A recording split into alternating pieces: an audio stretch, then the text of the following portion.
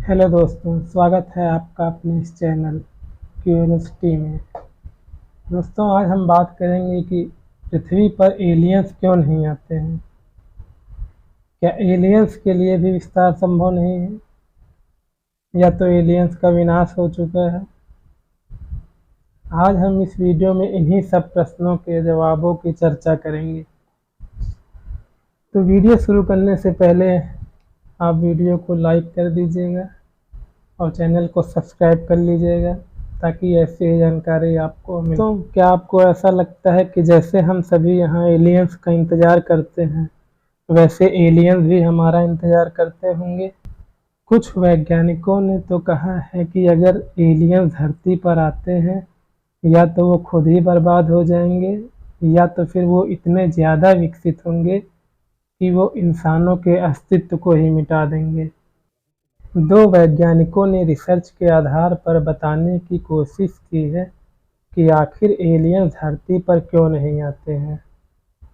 जैसे जैसे अंतरिक्ष सभ्यताएं बड़े पैमाने पर तकनीक और की विकास की तरफ बढ़ती जाती हैं, वे एक पॉइंट पर पहुंच जाती हैं जहां से उनका खात्मा होने लगता है, और जहां पर इनोवेशन ऊर्जा की ज़रूरत के बीच का अंतर काफ़ी ज़्यादा बढ़ जाता है और फिर इससे आगे पतन हो जाता है। कुछ शोधकर्ताओं ने कहा कि अलग अलग ग्रहों पर पहुंचने में किसी सभ्यता को जो कीमत चुकानी पड़ती है वो काफ़ी ज़्यादा हो जाती है। एलियंस को लेकर वैज्ञानिकों ने एक रिपोर्ट प्रस्तुत की, जिसे 4 मई को रॉयल सोसाइटी ओपन साइंस पत्रिका में प्रकाशित की गई, जिसे फर्मी विरोधाभास कहा गया है।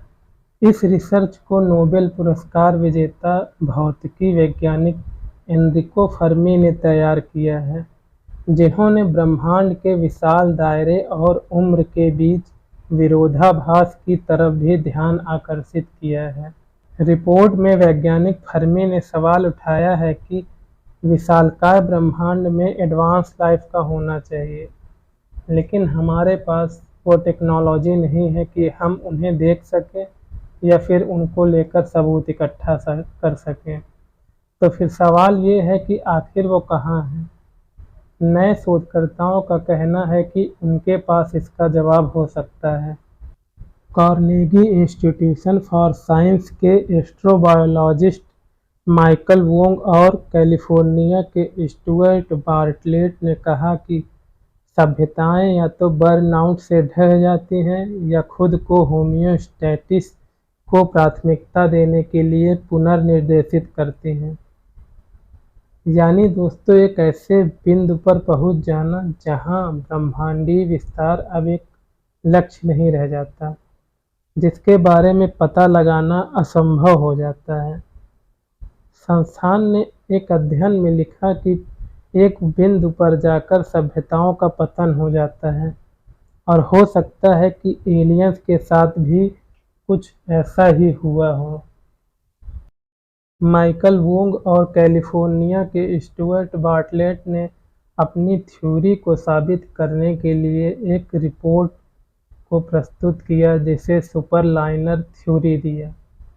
इस परिकल्पना में उन्होंने कहा कि एक वक्त के बाद अत्यंत विकसित हो जाने वाले शहर के पास फैलाव की क्षमता खत्म हो जाती है, लेकिन उनकी ज़रूरतें काफ़ी ज़्यादा बढ़ जाती हैं, क्योंकि आबादी बढ़ती जाती है लेकिन शहर का बढ़ना बंद हो जाता है, और उनकी ऊर्जा ज़रूरतें भी काफ़ी बढ़ जाती हैं, जो पूरे शहर को ही अंधकार में धकेलने लगती हैं, और पूरे शहर ही दुर्घटना का शिकार हो जाता है।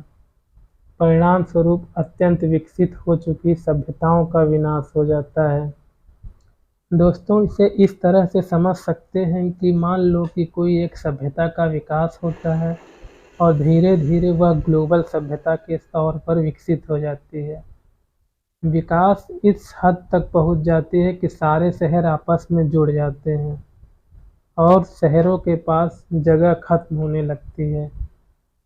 लिहाजा एक बिंदु पर जाकर सभ्यता को एसिम्प्टोटिक बर्नआउट का सामना करना पड़ता है। जहाँ पर तमाम इनोवेशन ख़त्म हो जाते हैं और सभ्यताओं का विनाश हो जाता है।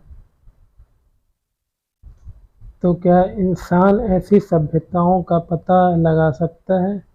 इसका जवाब माइकल वोंग और स्टुअर्ट बार्टलेट ने देते हुए कहा कि जब एक सभ्यता का विनाश होता है तो वो काफ़ी ज़्यादा और बेतहाशा मात्रा में ऊर्जा का उत्सर्जन करते हैं।